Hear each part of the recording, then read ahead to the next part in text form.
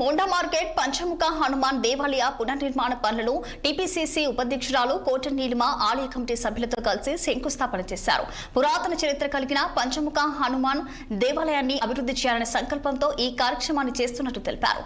దేవాదాయ శాఖ దాతల సహకారంతో ఆలయ పునర్నిర్మాణాన్ని చేపడుతున్నామని స్పష్టం చేశారు.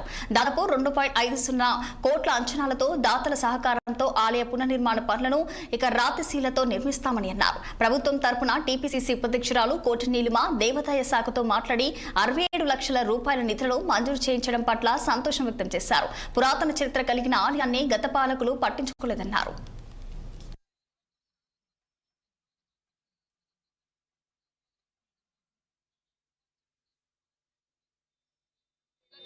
నిర్లక్ష్యంగా ఉన్న ఈ గుడి ఈ రోజు దాన్ని పునర్నిర్మాణం చేసి మళ్ళీ భవ్యంగా దివ్యంగా దాన్ని మళ్ళీ సృష్టించబోతున్నాం.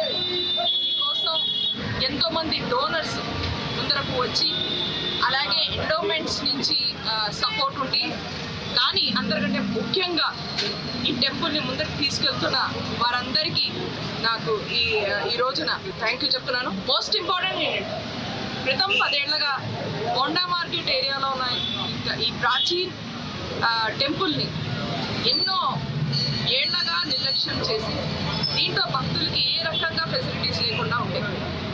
కానీ క్రితం 2 ఏళ్లుగా ప్రతి ఒక్క విషయం మీద మేము ఫోకస్ చేసి ఈ టెంపుల్ ఎలా మార్చాలి, భక్తులకి ఒక మంచి ఎక్స్పీరియన్స్ ఎలా రావాలి, వాళ్ళు వచ్చి దర్శనం చేసుకుని ఆశీర్వాదం తీసుకెళ్తున్నప్పుడు వాళ్ళ మొహం మీద ఒక చిరునవ్వు ఎలా ఉండాలి ఎంతో ప్రయత్నం చేశాం. ఈ రోజు చాలా సంతోషమైన రోజు.